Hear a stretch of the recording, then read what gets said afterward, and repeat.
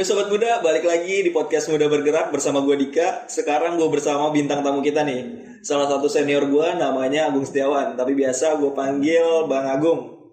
Gue perkenalkan sedikit siapa bintang tamu kita. Jadi Bang Agung ini dulu pernah menjadi Ketua Kopma UNJ tahun 2016. Kita pertama kali ketemu itu di Koperasi Mahasiswa Sejabodetabek Banten yang akhirnya sekarang dia menjadi Ketua Pengawas Kopindo. Gimana kabarnya Bang Agung? Sekarang lagi sibuk apa nih? Oke, terima kasih Dika udah diundang di acara podcast Muda Bergerak. Kalau nanyain kabar, ya alhamdulillah sehat, baik gitu ya. Semoga Dika juga sehat, baik gitu ya. Kalau nanya kesibukan hari ini tuh gue lagi bangun brand kopi, walaupun belum launching sih. Nah, kebetulan Bang Agung nih barusan bawain kopi, tapi enak banget sih. Bang Agung bawain lagi ya, besok-besok ke gua. Oke, siap. Walaupun ini dalam tahap promosi gitu ya. Jadi kita bawain terus, karena masih dalam tahap promosi. Nah, yang tadi itu juga speak aja biar dibawain terus.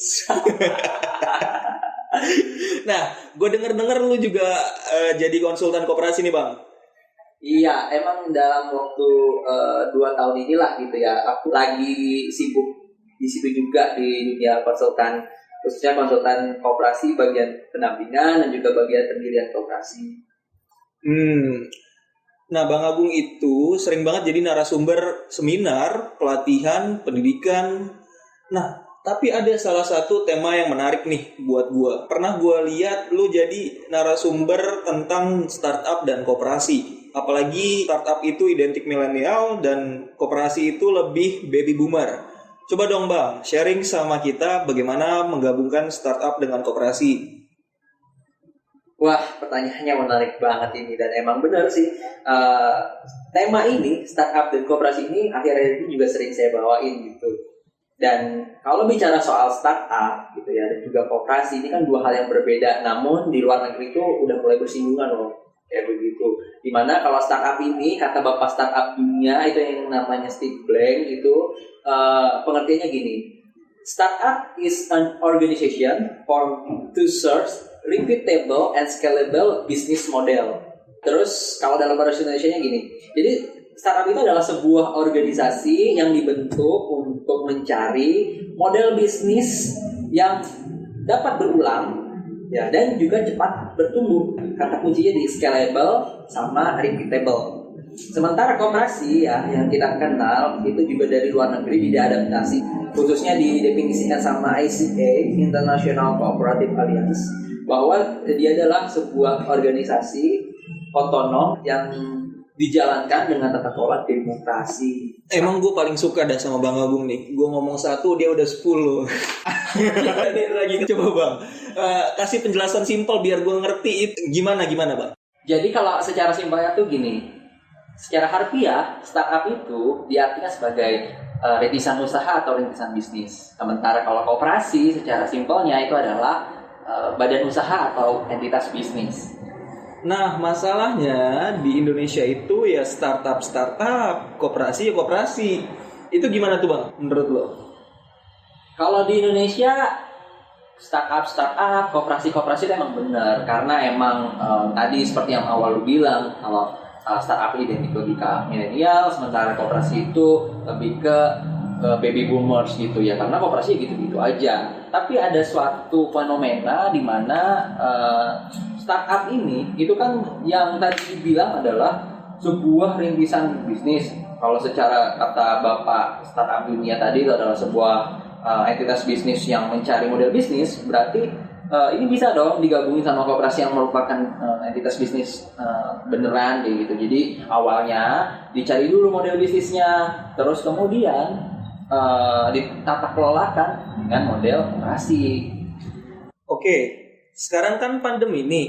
Menurut gua ini adalah momentum yang tepat untuk koperasi bebenah diri, meninggalkan stigma koperasi yang kuno menjadi koperasi yang terdigitalisasi. Gimana nih menurut Abang? Iya, nyambung juga ini sama yang apa kita obrolin tentang startup dan koperasi. Dan salah satunya untuk mendigitalkan koperasi itu ya tadi melalui pendekatan digital lewat startup atau lewat pembentukan startup. Kan bisa tuh namanya koperasi itu melakukan spin-off. Nah, spin-off ini melahirkan sebuah startup berbasis koperasi. Jadi cari model bisnisnya dulu yang repeatable dan scalable dan akhirnya menjadi koperasi. Ya, nantinya akan jadi worker kooperatif ataupun platform kooperatif. Kalau platform kooperatif ini multi stakeholder atau multi pihak kayak gitu. Oke, kalau ngomongin startup nih, dari tadi kan kita ngomongin startup. Emang dasarnya kalau kita menjalankan startup itu apa sih, Bang? Jadi kalau dasarnya startup atau fundamentalnya startup itu dimulai dari yang namanya design thinking dulu. Rata-rata anak startup paham lah tentang design thinking. Tar dulu. Ini sih salah satu permasalahan koperasi di Indonesia sih. Jangankan ngomongin design thinking, ngadain pendidikan koperasi aja udah alhamdulillah. Coba abang jelasin dulu nih, design thinking itu apa? Jadi apa itu design thinking? Design thinking itu adalah metodologi creative problem solving. Ya, pengertian simpelnya sih gitu. Tapi kalau kata Steve Jobs yang kita kenal sebagai founder iPhone, desain itu nggak cuma ngomongin soal desain kayak apa terlihat dan apa bentuknya, tapi itu lebih ngomongin ke cara kerja mulai dari awal sampai akhir atau bisa disebut sebagai sebuah sistem. Dan ini dipopulerkan oleh siapa? Dipopulerkan sama David Kelly. David Kelly ini adalah co-founder dari IDEO, sebuah sekolah bisnis di School Stanford University. Dia pernah bilang begini, we move from thinking ourselves as a designer to thinking ourselves as a design thinker. Jadi design thinking itu secara harfiahnya kan tadi adalah desain berpikir atau cara berpikir, dan kita akhirnya punya konklusi di mana design thinking ini menjadi artian luasnya adalah proses mencari solusi dari masalah yang dihadapi oleh pengguna dengan cara yang kreatif. Dan elemennya tahu nggak apa aja? Elemennya itu pertama ada people center gitu ya, kedua ada highly creative, terus yang ketiga hand on, yang keempat adalah iteratif. Gitu di. Mantap ini penjelasannya, makan atap. Nah, kalau tujuan startup itu apa? Apa bang? Kalau tujuan startup sendiri itu kan mencari model bisnis, dan model bisnis yang dicari itu adalah yang repeatable dan juga scalable. Nah, gue jelasin sedikit tentang repeatable dan scalable ini secara detail. Scalable itu artinya cepat bertumbuh. Artinya pertumbuhannya itu di luar kebiasaan normal, sangat cepat, ya, begitu. Dan model bisnis yang sangat cepat ini ada nggak sih? Ada, kayak begitu. Dan ini adalah momentum atau saat yang tepat untuk membedah cepat bertumbuh. Lewat apa? Lewat big data. Sementara kalau kita bicara tentang repeatable itu berulang. Jadi karena big data tadi kita tahu secara konklusi apa yang berulang. Nah, itu yang menjadi acuan untuk model bisnis tersebut. Jadi model bisnis yang cepat berkembang dan berulang itu yang disebut dengan startup gitu. Jadi tujuan startup itu kayak gitu. Terus kalau seandainya koperasi dan startup itu bergabung, gimana tuh manajemennya? Nah, ini yang menarik nih. Di mana pendekatan startup ini perlu banget buat koperasi, dan koperasi juga tahu gitu ya supaya cepat berkembang. Dan ngomongin spesifik tata kelola yang dijalankan sama startup koperasi ini, itu dia memiliki common engaging atau good cooperative governance kayak gitu.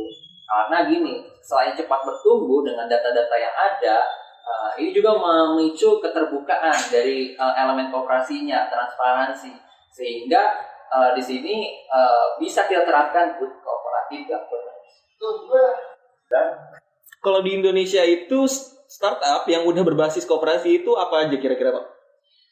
Kalau bicara soal startup berbasis kooperasi, ya karena ini aja baru muncul di 2018, jadi masih sangat sedikit referensinya.